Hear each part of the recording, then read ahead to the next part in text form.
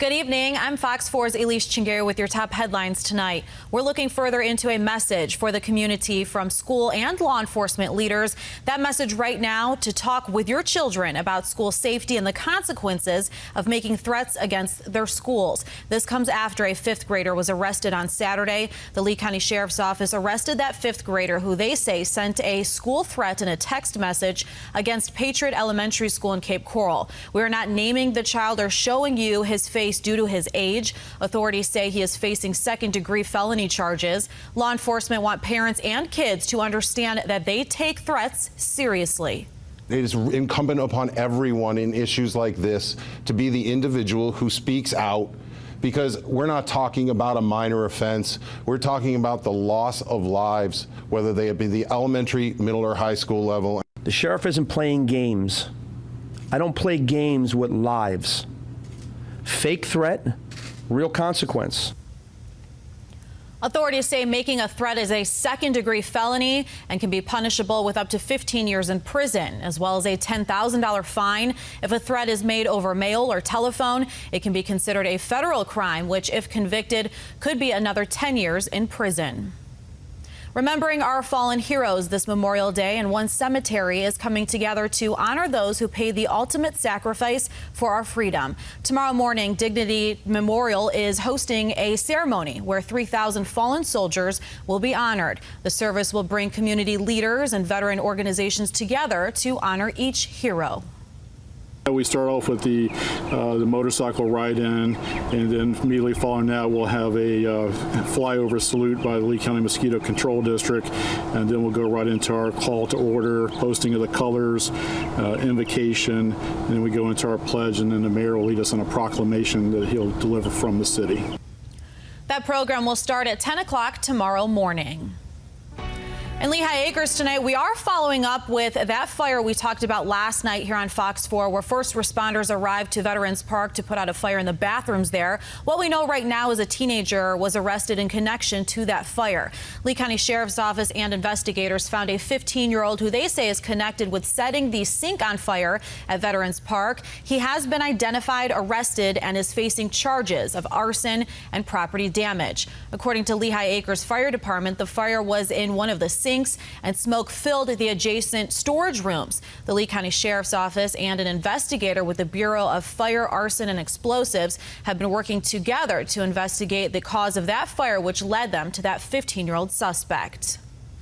And House Speaker Nancy Pelosi's husband was reportedly arrested for a DUI just before midnight in Napa County. TMZ reporting today that Paul Pelosi was arrested in Napa County, California, and he was booked on 2 counts of misdemeanors, driving under the influence and driving with a blood alcohol level of 0.08 or higher. A spokesman for the Speaker of the House says, quote, "The Speaker will not be commenting on this private matter which occurred while she was on the East Coast." Now it's time to get a look at your forecast with Fox 4 meteorologist Andrew Shipley. Hi, Andrew. Hey, Elise. Yeah, another day we're tracking storms out there. We saw a severe thunderstorm earlier near Lewiston, but we're just tracking strong to heavy thunderstorms in Glades, Henry, and then even into Collier County. These are trying to sneak back towards Lee County and Charlotte County, so don't rule those out as you get through the rest of the night. Let's time it out for you here on Futurecast as you get into 8 o'clock. Again, there they are, sneaking in towards DeSoto, Charlotte, and Lee County, and we're going to continue to track those through about 11 o'clock. You start to see those moving offshore later on tonight, and then things should quiet off the rest of the night here. But otherwise, we are looking at partly cloudy skies with those storms ending early. In terms of temperatures overnight, looking at 72 degrees. Now, we do it again tomorrow, though, on Memorial Day. 90 degrees we're forecasting in Fort Myers. How about 86 down in Naples, 88 up in Punta Gorda, 87 in LaBelle. We will be tracking showers and storms again for you tomorrow. Let's take a look at Futurecast with this. As you get in towards the afternoon, there they are bubbling up, and then right up along that I-75 corridor through the afternoon hours. So make sure you do plan accordingly for that as you do make those afternoon plans for the holiday. And we're going to be tracking increased rain chances again on Tuesday as well, up to 80%. You'll notice, though, as the week moves on, kind of takes a step down every day through Friday. We'll pick back up as we head into next weekend. Why is that? Well, we could be tracking some tropical trouble. 3 days away, though, from the start of the Atlantic hurricane season. That starts on Wednesday. But the Pacific hurricane season, that started back on May 15th. And we do have now a Category 2 Hurricane Agatha out in the Pacific side as the latest advisory. 110-mile-an-hour winds gusting to 130. Why are we talking about this? Well, this has the potential at least to cross over from the Pacific into the Atlantic Basin as we get in towards later this week. But it is expected to become a major hurricane before it makes that landfall down in southern Mexico and then weaken down into a depression status by Tuesday. But kind of linger around there, and that's because the National Hurricane Center is expecting a 30% chance of development near the Yucatan over the next 5 days. We do expect that chance to possibly increase as we get closer towards it, but computer models are very consistent on this making that landfall in southern Mexico, and that's where they diverge. The tropical models want to take it back into Mexico, while the other models, well, they want to take it closer towards us. So that's why we're watching this very closely. And what's going to happen here is it's going to interact with the mountains as it gets into Mexico. And that's going to really kind of break this thing up and just leave the remnants behind.